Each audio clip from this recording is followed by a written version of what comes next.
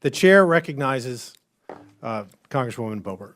Thank you, Mr. Chairman. I would like a parliamentary inquiry into taking down the gentlelady's words, the ranking member's words, for insinuating that our witness made white supremacist statements using his words. And that is Colorado Republican Lauren Boebert demanding consequences for Missouri Democrat Cori Bush. At a House committee hearing on the U.S. Strategic Petroleum Reserve, Bush noted that Republicans invited testimony from the Center for Industrial Progress president Alex Epstein, and that Epstein has a history of espousing white supremacist views. But my Republican colleagues have unironically invited for-profit think tank and oil titans whose expertise is in maximizing profits, especially at the expense of our Black, our brown, and our indigenous neighbors' health, safety, and well-being. One of these so-called energy experts is a philosopher who has previously espoused white supremacist views. For instance, in his 2000 college newspaper, he wrote, quote, "The African and American Studies Department has 23 classes. In many of these classes, African culture is presented Mr. Chairman, not as I demand inferior." the gentlelady's words be taken down. She just called the witness a white supremacist. No, I referred to the words, not to the person, not to him, the words. The gentlelady is referring to the witness's statement and referred to him words? as a white supremacist. I would like a parliamentary did inquiry not. into The having chair- the no, excuse woman's me. I did words not. taken down. The Republican chairman of the committee considered Boebert's objection and essentially shot her down. Watch. The chair cannot take down words that are directed toward a witness, only to other members.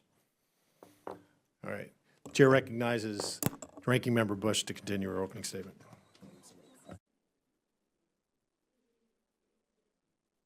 Mr. Chairman, parliamentary inquiry. State your inquiry.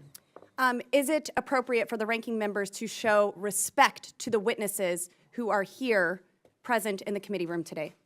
I think it would obviously be warranted to show respect for any witness. I would like that sentiment to be expressed and the members to be reminded to show respect to our witnesses who are here today. Thank you, Mr. Chairman. I yield. Thank you. Chair recognizes Ranking Member Bush. As I was saying, In other words, the Republican chair right before Bush did not feel it was necessary to rebuke Congresswoman Bush or remind her to be respectful.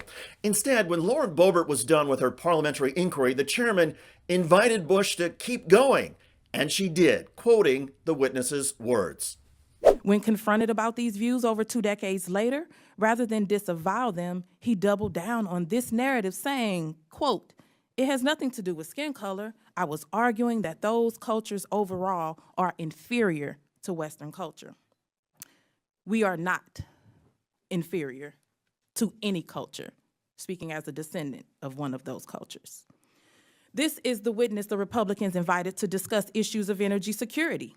He came here to promote fossil fuels, which we know are disproportionately harming and killing Black and brown people. Again, what jumps out from this exchange is that Lauren Boebert does not understand House rules.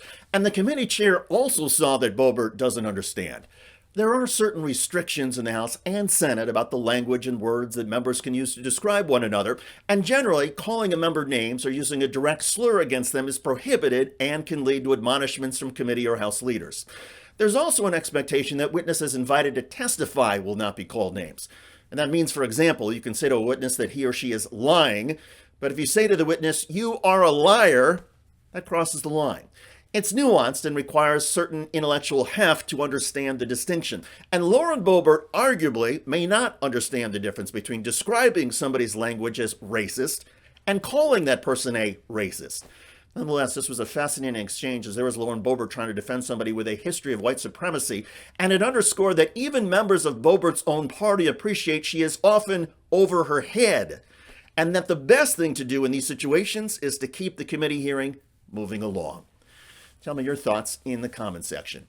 By the way, leaders in both parties continue to be united in their criticism of Fox's Tucker Carlson. Carlson has been trying to rewrite the history of January the 6th, and that is creating waves across the political spectrum. You can check out that video at the link below. I'm David Shuster. Thanks for joining us.